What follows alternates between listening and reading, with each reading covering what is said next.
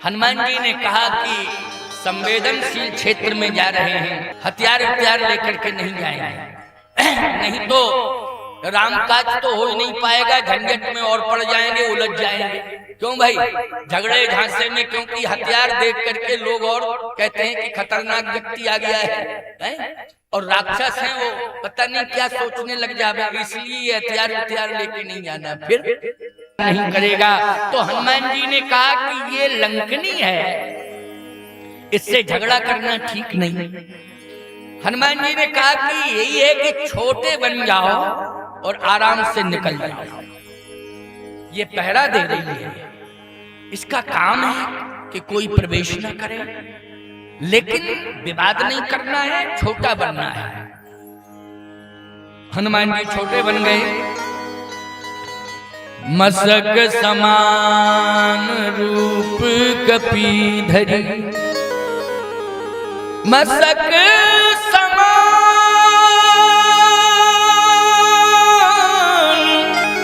रूप कपीधरी,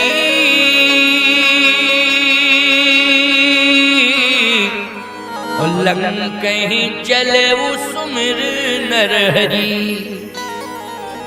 हनुमान जी ने कहा कोई शस्त्र लेकर के नहीं आया हूं, लेकिन हे नृसिंह भगवान, आप अपने नाखूनों की ताकत दे दो मुझे।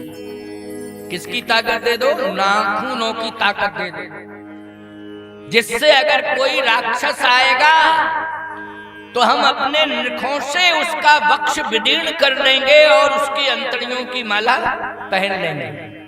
लेकिन नखों की शक्ति, अच्छा बोलो, नाखून से हमला करना और किसी धारदार हथियार से हमला करना, धारा में बहुत बड़ा अंतर है कि नहीं? बोलो, अंतर है कि नहीं? शस्त्र से, धारदार हथियार से वार करोगे, निश्चित रूप से कठोर दंड मिलेगा आपको। यदि नख से यदि आपने वार कर दिया तो बोलो उतना संगीन अपराध नहीं माना जाता है। इसलिए हनुमान जी ने कहा कि आप नृसिंह भगवान अपने नाखूनों की शक्ति मुझे दो, मैं गदा वदा तो छोड़ के आया है। लंकहि चले सुमिर नर हरि, नर हरि का अर्थ है नृसिंह भगवान, इसलिए नखों की शक्ति मांगी है हनुमान जी ने। वैसे आपको बतावें, बानर के नख जो होते हैं ना, नख वो बड़े शक्तिशाली होते हैं कि नहीं होते? बानर क्या करता है? या तो वो काटता है या हाथ के प्रयोग से आपको नोचता है, यही करता है बानर।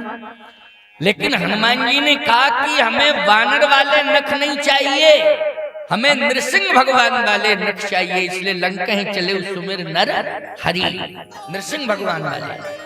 मानो नृसिंह भगवान ने अपनी ताकत दे दी, इसलिए पंचमुखी हनुमान में एक मुख है नृसिंह मुख। बोलो, हनुमान जी का पंचमुखी हनुमान में एक मुख कौन सा है? जल्दी बोलो। नृसिंह मुख है, क्योंकि नृसिंह भगवान का आवाहन किया तो नृसिंह भगवान हृदय में प्रवेश कर गए। मसक समान रूप कपीधरी, और लंकहि चले सुमिर नरहरि। जैसे हनुमान जी प्रवेश करने लगे तो लंकनी कहती है, रुक, जान सुनाहि मरम सठ मोरा, और मोर आहार जहां लग चोरा। मैं लंका के चोरों को खाती हूँ, जो लंका में आते हैं ना चोर, उनको खा लेती हूँ, मेरा यही आहार है। हनुमान जी ने कहा कि अब तो बातचीत करना चाहिए, क्योंकि कह रही है मैं लंका के चोरों को खाती हूँ। हनुमान जी ने कहा कि मैं लंका का चोर नहीं हूं और मैंने कभी चोरी नहीं की, तो मुझे चोर कहना ये उचित नहीं है। और यदि तू चोरों को खाती है तो तेरे यहाँ का राजा कौन है, उसका नाम बता। कहे हमारी लंका का राजा तो रावण है।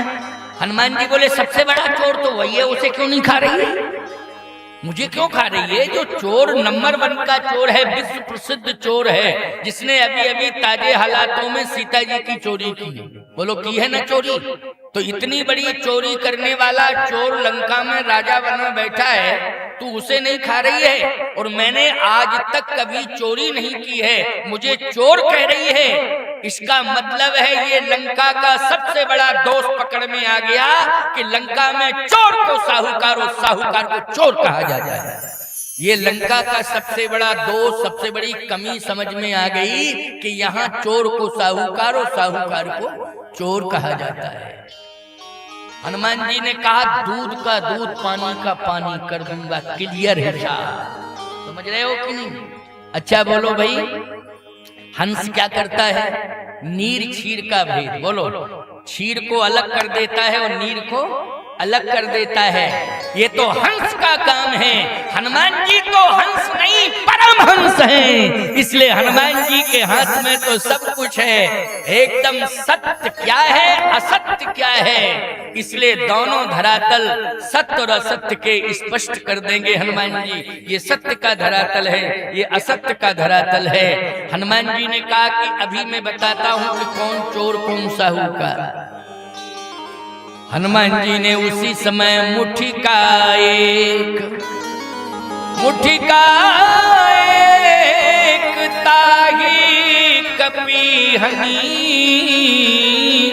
रुधिर बमत धरनी धनमणि, पुनि संभारे उठी सो लंका, जोर पानी करे विनय सशंका, जब रावण ही ब्रह्म बर दीना, चलत बिरंच कहा मुह चीना, विकल होश तय कप के मारे, और तब जानस निश्चर संघारे, तात मोर यति पुण्य बहुता, देखियो नयन राम कर दूता, तात स्वर्ग अपवर्ग सुख, धरिए तुलाय की अंग, ओ तूलन ताहि सकल मिल, जो सुख लव सत संग।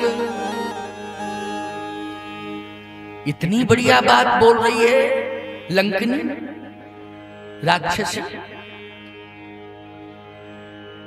जब रावण ही ब्रह्म वर दीना, चलत विरंच कहा मुँह चीना, विकल होसते कप के मारे, तब जानस निश्चर संघारे। अब निशाचरों के विनाश का समय आ गया है, और आज मुझे कौन मिल गया है? रामदूत मिल गया है।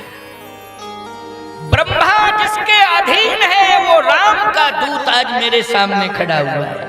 बोलो, ब्रह्मा किसके अधीन है? ब्रह्मा विष्णु महेश, ये तीनों जासु अंश तय उपजय नाना, शंभु विरंच विष्णु भगवाना, उसका दूत मेरे सामने खड़ा है। और याद रखना, हनुमान जी का ये मुष्टिका का प्रहार क्या है प्यारे? संत का स्पर्श हो जाता है तो विकार अपने आप नष्ट हो जाते हैं और सुंदर विचार आ जाते हैं। इसलिए विकार चला गया, पहले विकार था, हनुमान जी का स्पर्श हुआ तो सुंदर विचार हो गए। इसलिए संतों को प्रणाम किया जाता है और उनसे आशीर्वाद लिया जाता है, क्योंकि हनुमान जी ने जैसे मुष्टिका का अर्थ ये नहीं कि खींच करके मुष्टिका मारी, हनुमान जी ने स्पर्श किया तो स्पर्श मात्र से क्या हुआ? उसके विकार चले गए और सुंदर विचारों का प्रस्फुटन हो गया, सुंदर विचार आए और वही विचार वाणी से निकलने लगे। क्या कह रही है? जब रावण ही ब्रह्म बर दीना, चलत बिरंच कहा मुह चीना, विकल होसते कप के मारे, और तब जानस निश्चर संघारे, तात मोर यति पुण्य बहुता, देखियो नयन राम कर दूता।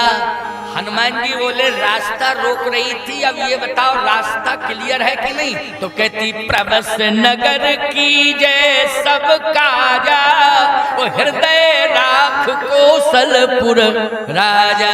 प्रवेश करिए, रास्ता क्लियर है, क्लियर है रास्ता। इसका मतलब है हृदय परिवर्तन। बोलो, हुआ हृदय परिवर्तन की नहीं?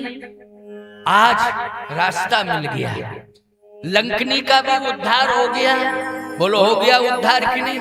और एक रास्ता मिल गया हनुमान जी को।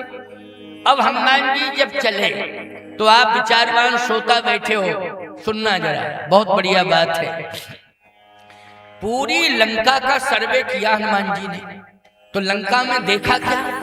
लंका में हनुमान जी ने देखा कि राक्षस सो रहे हैं, राक्षसियां सो रही हैं, मदिरा में उन्मत्त हैं, सब सो रहे हैं। मर्यादाहीन लंका दिखाई दी है, मर्यादाहीन लंका दिखाई दी है। आपको एक बात और बता दें, अन्यथा मत लेना, ले लोगे तो हमें कोई दिक्कत नहीं, कोई परेशानी नहीं, लेकिन बात में क्लियर कहूंगा। हनुमान जी महाराज दिन में ही पहुंच गए थे लंका, लेकिन प्रवेश किया है रात्रि में। ये दोहा प्रमाण दे रहा हूं, दोहे का प्रमाण दे रहा हूं, सुंदरकांड का दोहा है, जिसमें पहुंचने का समय दिन का है और प्रवेश करने का समय रात्रि का है। अच्छा, ईमानदारी के साथ बताओ, नगर में दिन में ही, अपरिचित नगर में दिन में ही प्रवेश किया जाता है कि नहीं किया जाता? दिन में। अपरिचित नगर में कभी रात्रि में प्रवेश नहीं करना चाहिए, अपरिचित नगर में दिन में ही प्रवेश करना चाहिए। तो पहली बार लंका जा रहे हैं ना, पहली यात्रा लंका की हो रही है, लेकिन हनुमान जी ने रात्रि का इंतजार क्यों किया? इस पर समाधान ले लो। या तो रात्रि में पहुंचते तब अलग बात थी कि रात्रि हो ही गई थी, लेकिन दिन में ही पहुंच गए। आप कहोगे कैसे? पुर रखवारे देख बहु कपि मन कीन विचार। आप कहोगे राक्षसों को देख करके हनुमान जी ने विचार किया कि रात्रि में प्रवेश करें। नहीं नहीं, राक्षसों से हनुमान जी डरते नहीं हैं। हनुमान जी को किसी राक्षस की चिंता नहीं है। जब हनुमान जी भेष बदल सकते हैं तो दिन में भी तो भेष बदल सकते थे, बोलो भाई। अरे राक्षस पहचाने नहीं सकते थे, मसक समान रूप कपिधरी, छोटे से बन गए। अब राक्षस क्या समझें कि क्या है? क्यों भाई? कोई भी कीड़ा एक यहाँ से निकल जाए तो आप क्या समझोगे कौन देवता निकल गया? भले ही वो देव ही था, भेष बदल के गया, लेकिन तुम सब बता सकते हो? जब तुम शुद्ध इंसान नहीं बता सकते हो तो बेवकूफ राक्षस कहाँ से बता देंगे? क्यों भाई? उनके पास तो बुद्धि ही नहीं होती है, वो तो दैत्य हैं, राक्षस हैं। इसलिए हनुमान जी में ताकत है कि सूक्ष्म रूप धारण करके चले जाते दिन में, लेकिन नहीं, इंतजार कर रहे हैं रात्रि का। समुद्र के तट पर हैं, दोहा कितना अच्छा है। पुर रखवारे देख बहु, पुर रखवारे देख बहु कपि मन कीन विचार। अति लघु रूप धरो निसि नगर करो पैसार। रात्रि में क्यों? हनुमान जी ने कहा कि अभी हम दिन में जाएंगे तो दिन में सभी लोग अपने दोषों को छिपा लेते हैं। दिन में अपने दोषों को सब छिपा लेते हैं, याद रखना, दिन में दोषों को छिपा लेते हैं, लेकिन रात्रि में सबके दोष प्रकट हो जाते हैं। याद रखना, रात्रि में दिन और रात्रि का यही तो डिफरेंस है, यही अंतर है। यही हनुमान जी ने देखा कि मैं यहां के दोष कैसे पहचानूंगा, दोष, क्योंकि लंका में क्या सभी दोषी ही दोषी हैं? ऐसा कोई नहीं है कि दोषों से दूर हो, लेकिन कहीं ऐसा ना हो जाए कि निर्दोष को भी सजा मिल जाए। क्यों भाई? कहीं इतना बड़ा धोखा ना हो जाए कि हम सजा दें दोषियों को, लेकिन बेचारे निर्दोष को भी सजा मिल जाए। तो हनुमान जी ने कहा कि रात्रि में प्रवेश करूंगा तो रात्रि में दोष क्लियर दिखाई दे जाते हैं कि किसमें दोष है किसमें नहीं है, क्योंकि दिन में लोग दोष अपने छिपा लेते हैं, लेकिन वो छिपे हुए दोष रात्रि में प्रकट हो जाते हैं। हो जाते हैं कि नहीं हो जाते हैं? इसलिए मैं कहना चाहता हूं, विचार हनुमान जी ने यही किया कि कहीं निर्दोष को सजा ना मिल जाए, मेरे द्वारा अपराध हो जाएगा। इसलिए मैं रात्रि में पूरी लंका का सर्वे करूंगा कि कौन संत है कौन दुष्ट है, ये क्लियर कर दूंगा कि दुष्ट कौन है और संत कौन है। क्योंकि पूरी लंका में एक ही तो संत था और उसका परिवार भी संत है। विभीषण अगर संत है तो उसका पूरा परिवार क्या है, संत ही है। कहीं संत को सजा न मिल जाए तो बहुत गड़बड़ हो जाएगा, बहुत कष्ट होगा। इसलिए मैं रात्रि में जाऊंगा, पूरी लंका को देखूंगा और समझ लूंगा चुन चुन करके कि कौन असंत है, कौन संत है, कौन दुष्ट है, कौन भक्त है। मैं एक एक घर में जाकर के क्लियर करूंगा और रात्रि में सब क्लियर हो जाएगा। बोलो हो जाएगा कि नहीं? हमको कहना नहीं चाहिए। एक व्यक्ति हमारे पास बहुत आता था और बड़ी श्रद्धा दिखाई देती थी, तो उसने कहा कि महाराज जी आपसे बात कब होगी? मैंने कहा कि मुझसे बात करना जरूरी हो तो ये नंबर है, जरूरी हो तब बात करना और टाइम ये है। लेकिन मैंने कहा तुमसे बात कब होगी? बोले महाराज जी शाम को 8 बजे के बाद, आप 7 बजे के बाद नहीं करिएगा बात। हमने कहा कि 7 बजे के बाद व्यस्त हो जाते हो क्या? बोले महाराज जी अब हम आपसे नहीं कहेंगे। अच्छा, जब वो चला गया तो एक व्यक्ति पीछे रह गया। हमने कहा इधर आओ। हमने कहा ये क्या मैटर था कि कहने लगा कि 7 बजे के बाद मत करिएगा।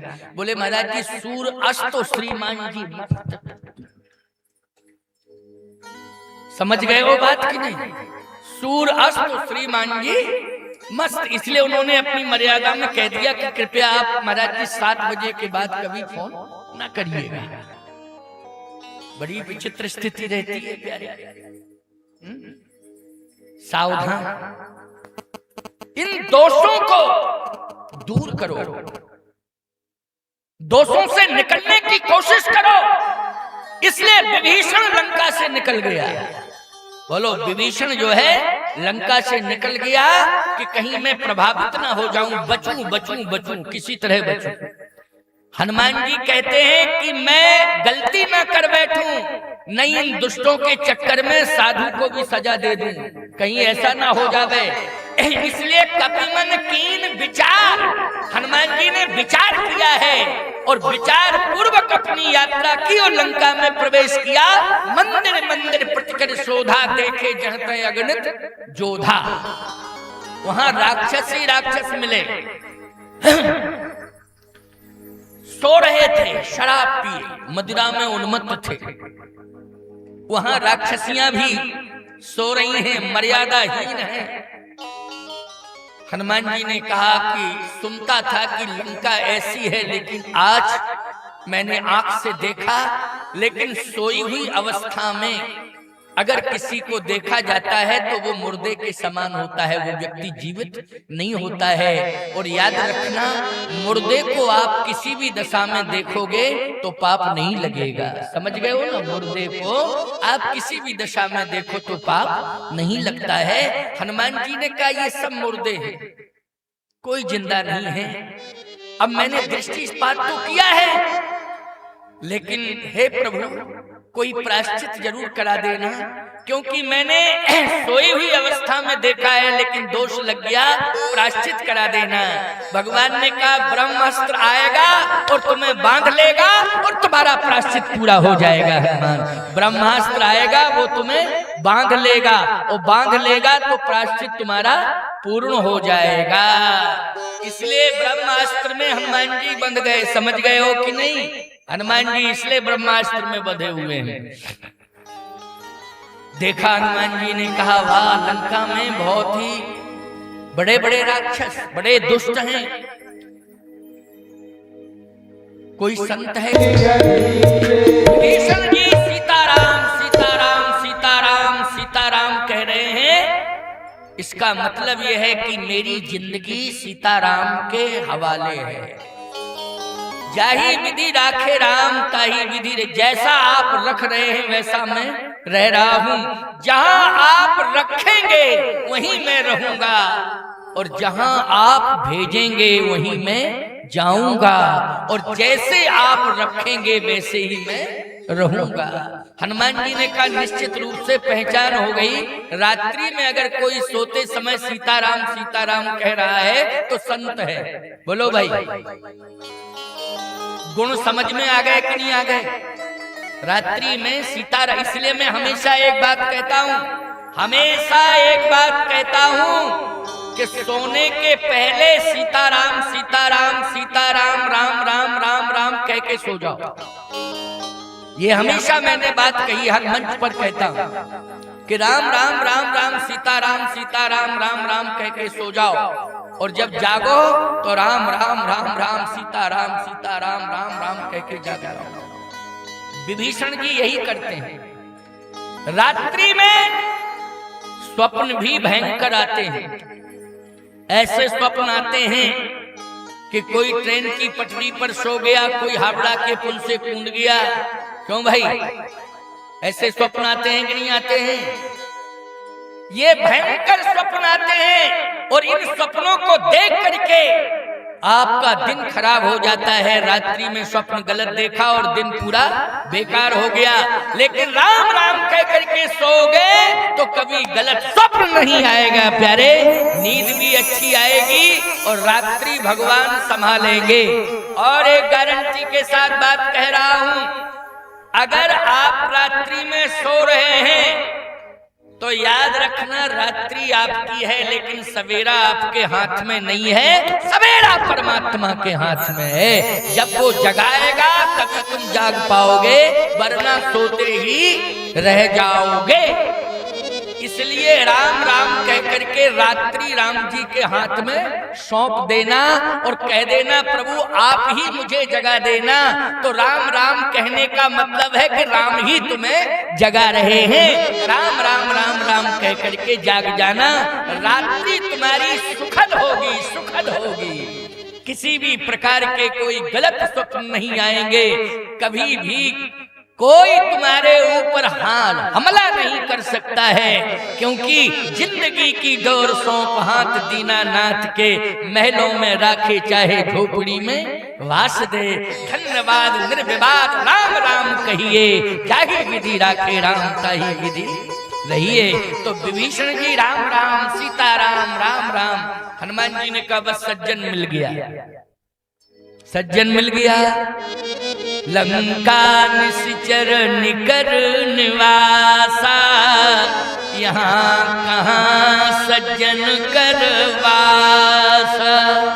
मन महा तरक करे कपिलागा, तेही समय विभीषण जागा।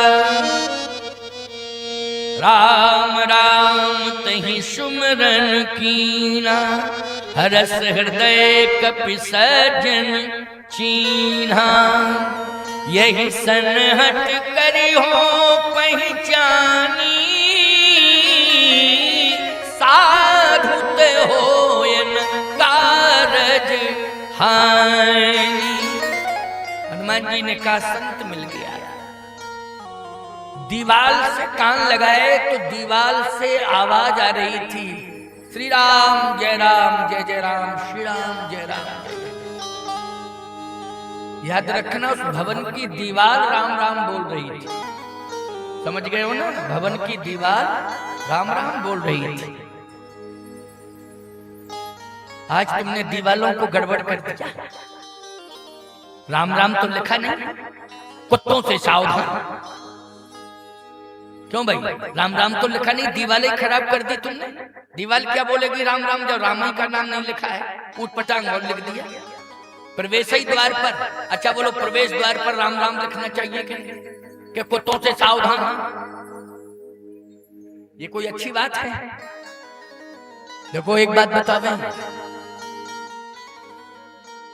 कुत्ता एक जीव है। चलो तुम पाल रहे हो, बिल्ली भी घर में आ जाती है तो रोटी का टुकड़ा उसे भी दिया जाता है ना, कुत्ते को भी दिया जाता है। लेकिन याद रखना, घर के बाहर कुत्ते को रोटी दी जाती, तुम घर के बाहर गाय को रोटी दे रहे हो। गाय को घर के अंदर पूजा करके रोटी खिलाओ और कुत्ते को घर में मत घुसने दो, बाहर रोटी दे दो। और गाय अगर दरवाजे पर आ जाए तो कोशिश करो कि हम बाहर नहीं अंदर आ जाए हमारे, समझ गए हो कि नहीं? चरण पड़ जाए। क्या पड़ जाए? चरण। कि घर भर में कुत्ता बिल्ली घूमते फिर रहे, उनके चरण पड़ने से क्या हो जाएगा? तुम्हारा आचरण अच्छा हो जाएगा क्या? गाय का चरण पड़े, संत का चरण पड़े, बोलो भाई, तब तो कल्याण है। लेकिन मैं कहता हूं आपसे कि कुत्ता हर घर हर कमरे में घूम रहा।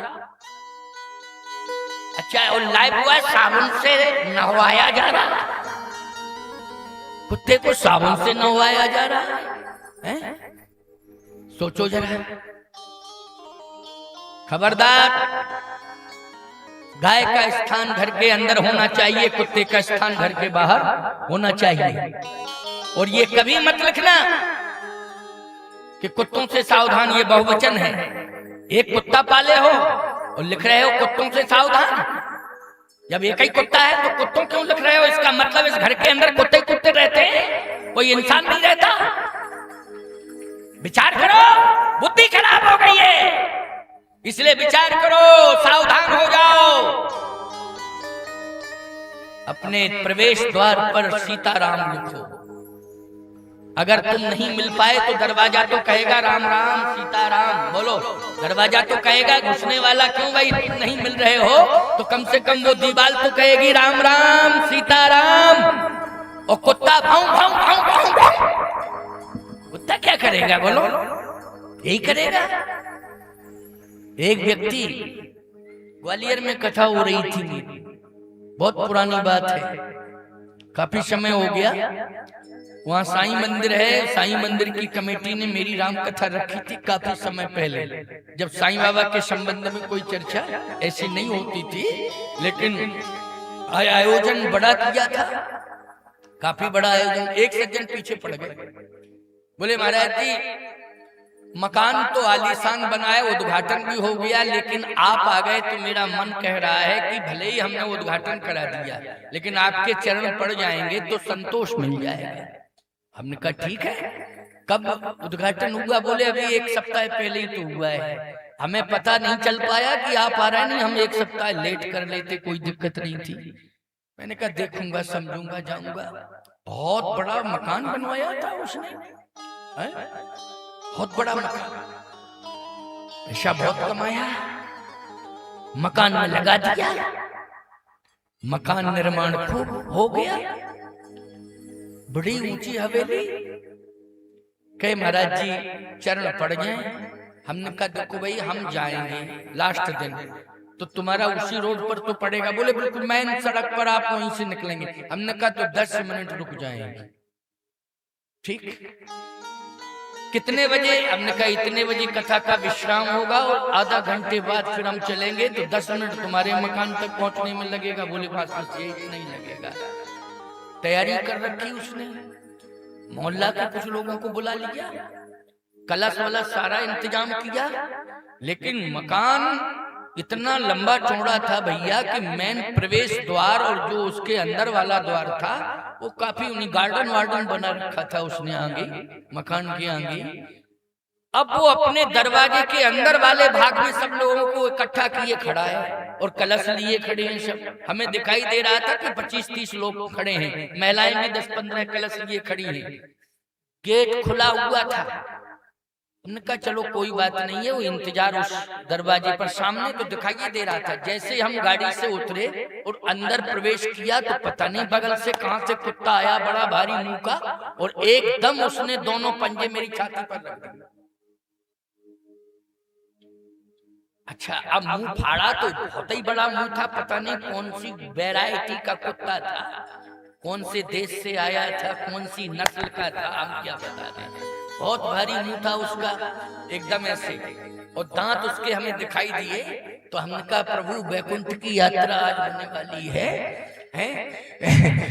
निश्चित रूप से, क्योंकि अच्छा, और वो बोल नहीं रहा कुछ, देखिए, अच्छा वो ये समझ रहा है कि मेरा कुत्ता धन्य हो गया, महाराज जी को स्पर्श कर लिया और महाराज जी का दर्शन कर रहा है।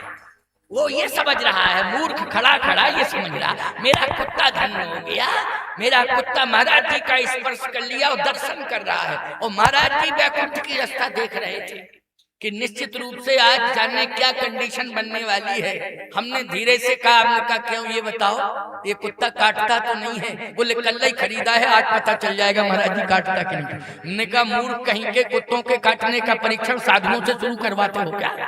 इसलिए साधु संतों को बुलाते हो कि कुत्तों के काटने का परीक्षण हो जाए? सावधान, संत आवे उनका चरण पड़े, गाय आवे घर में चरण पड़े गाय का, माता पिता सदा रहें घर में। प्रार्थना करो भगवान से कि प्रभु इन्हें लंबी आयु दे दो जिससे हमें सेवा करने का अवसर मिले। ये प्रार्थना करो भगवान से कि हमारे घर के अंदर माँ बाप रहे, हमारे घर के अंदर गौ माँ रहे, हमारे घर के अंदर संत आ जावे, हमारे घर में मेहमान आवे, ये इंतजार करो। ये कुत्ता बिल्लियों का सिस्टम जो है बाहर वाला सिस्टम है, इसलिए इनको बाहर ही रखो। मैं सावधान कर रहा हूँ, यदि मानना हो तो मानना, नहीं मानना हो तो कोई बात नहीं भाई, तुम जानो तुम्हारा काम। विभीषण जी के यहाँ क्या देखा हनुमान जी ने? रामायुध अंकित गए शोभा बरन न जाए, नव तुलसी का वृंद तन देख हरस कपि राय। तुलसी माँ है, राम का नाम है, गौ माँ है, तुलसी माँ है। हनुमान जी गदगद हो गए। हनुमान जी ने कहा, जब कहूं महिष मानुष धेनु खर अज निशाचर भक्षई। ऐसे हालात लंका में हैं, लेकिन यहाँ गौ माँ, तुलसी माँ और मेरे प्रभु का नाम, ये सब यहाँ दिखाई दे रहा है। निश्चित रूप से ये संत है और बहुत बड़ा संत है, बहुत बड़ा संत है। आपको एक बात बतावें, यदि कोई संत तीर्थ में रहता है, कल भी मैंने कहा था कि बच्चों को थोड़ा सा संभाल के रखना है, और आज फिर वही गलती किसी माँ ने कर दी है कि छोटा सा बच्चा है, बिल्कुल अबोध है, लेकिन फिर भी वही लापरवाही बरत दी। देखो है, अब कोई कहने को भी तैयार नहीं है कि हमारा बच्चा है। अब मुझे पता नहीं कि बच्ची है कि बच्चा है। अब देखो, हाँ वो इशारा कर रही है, देखो तो कितनी लापरवाही। अरे माताओं, इन बच्चों को संभाल के रखो, और मैं कहता हूँ ना, इन्हें सुंदर संस्कार दो। ये देश के कर्णधार हैं, ये साधारण नहीं है, यही हमारे भारत के कर्णधार हैं। इनको पालो पोषो, संस्कार दो, इनका ध्यान रखो, इनको नजरों में रखो। गांधारी ने अगर आंखों पर पट्टी ना बांधी होती तो दुर्योधन पैदा नहीं होता, नालायक दुर्योधन नहीं होता। बोलो भाई, क्योंकि बाप तो अंधा था ही, लेकिन माँ भी अंधी हो गई। उसने जबरदस्ती आंखों पे पट्टी बांध ली, और आंखों पे पट्टी बांधी तो सब राक्षसी संतान हो गई कि नहीं हो गई? अरे भाई, बाप नहीं देख पा रहा है तो माँ तो देख रही थी कि मेरा बेटा बन रहा है कि बिगड़ रहा है, कहाँ जा रहा है, क्या खा रहा है। लेकिन उसने भी आंखों पर पट्टी बांध ली, इसलिए बहुत बड़ा नुकसान हो गया, और हस्तिनापुर का बहुत बड़ा नुकसान हुआ, और बहुत बड़ा महाभारत का युद्ध हुआ है। इसलिए सावधान, इन बच्चों को निगाह में रखना है, और बच्चों का संस्कारों से श्रृंगार करो, क्योंकि यही बच्चे हमारे कर्णधार हैं, यही बच्चे देश का उद्धार करेंगे, यही कर्णधार हैं। इसलिए आओ, हमारी बात को सुनो। कभी कभी एक बार बाल दिवस पर मेरा प्रवचन, मेरा उपदेश एक विद्यालय में हुआ, बाल दिवस था। तो बाल दिवस पर जब मैं बोल रहा था तो मेरे मन में 4 पंक्तियां आई प्यारे, और उन पंक्तियों को कहते कहते हम रो पड़े।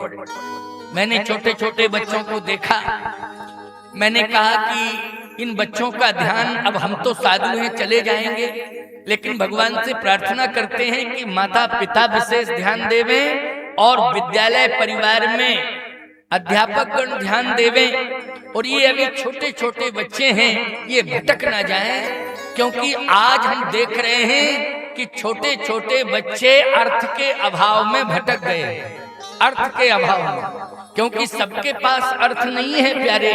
लेकिन यदि अर्थ नहीं है तो इसका मतलब ये नहीं समझना चाहिए कि उनको बेकारी में धकेल देना चाहिए।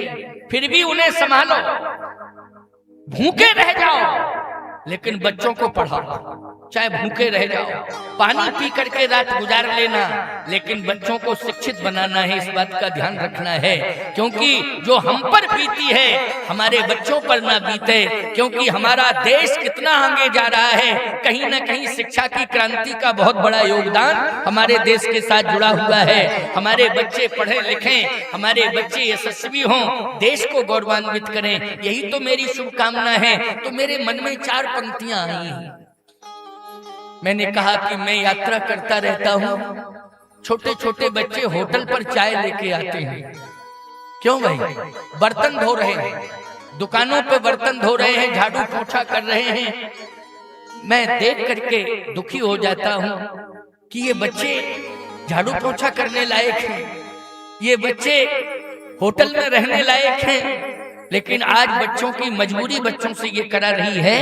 तो मैंने कहा कितने बिलख रहे बचपन, कितने तड़प रहे बचपन, कितने बिलख रहे बचपन, कितने तड़प रहे बचपन। कभी कभी हमने होटल पर बच्चों को पिटता हुआ देखा है, बेरहमी के साथ उनकी पिटाई होती है, लेकिन बचाने वाला कोई होता नहीं है, होते बच्चे ही। कितने बिलख रहे बचपन, कितने तड़प रहे बचपन, हर होटल की हर भट्टी को बालक ही तो जला रहा है, कर्णधार है जो भारत का अपनी आंतें गला रहा है। हर स्टेशन चौराहे पर, हर चौराहा स्टेशन पर कुली बना बोझा ढोता है। रिक्शे के पहिए में देखो बाल दिवस ही तो रोता है, रिक्शे के पहिए में देखो बाल दिवस ही तो रोता है। इसलिए बाल दिवस की गरिमा समझो, उसकी उपयोगिता समझो। आज ये बाल दिवस है, कल के दिन हमारे राष्ट्र का यही गौरव है। बोलो है गौरव कि नहीं, जो हमारे राष्ट्र को गौरवान्वित करेगा। इसलिए आओ ध्यान से सुनो, हनुमान जी ने कहा कि असली संत का दर्शन हो रहा है। क्यों? असली संत अभी नहीं मिले, कई संत तो मिले, लेकिन ये असली संत। तो हनुमान जी से कहा असली संत की व्याख्या क्या होगी? कहा जो रामादल में भजन कर रहे हैं वो संत हैं, लेकिन जो रावण के दल में बीच में रह करके भजन कर रहा है वो असली संत है। तो आइए, हनुमान जी ने कहा असली संत मिला, राक्षसों के बीच में रह करके भजन कर रहा है। क्यों भाई? राक्षसों के बीच में रह करके भजन कर रहा है, वो कितना बड़ा महात्मा है। धन्यवाद देता हूं और वंदन अभिनंदन भी करता हूं, हनुमान जी ने कहा, क्योंकि ये असली संत है।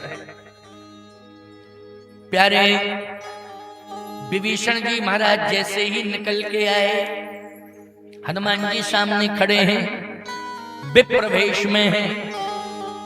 विभीषण जी ने जैसे ही देखा तो याद रखना, इसी को कहते हैं सरलता। हनुमान जी जब चले थे तो सबको प्रणाम करके चले थे, और विभीषण जी निकल के आए तो सबसे पहले हनुमान जी को प्रणाम किया। बोलो है सरलता की नहीं? हनुमान जी जब चले थे तो प्रणाम करके चले थे, यही कहीं नाए सवन को माथा, हर्ष चले हुए धर रघुनाथा। लेकिन ईमानदारी के साथ बताओ, अब हनुमान जी महाराज को विभीषण जी मिले तो विभीषण जी ने जैसे हनुमान जी को देखा तो सबसे पहले प्रणाम किया। यही है सरलता। करी प्रणाम, करी प्रणाम,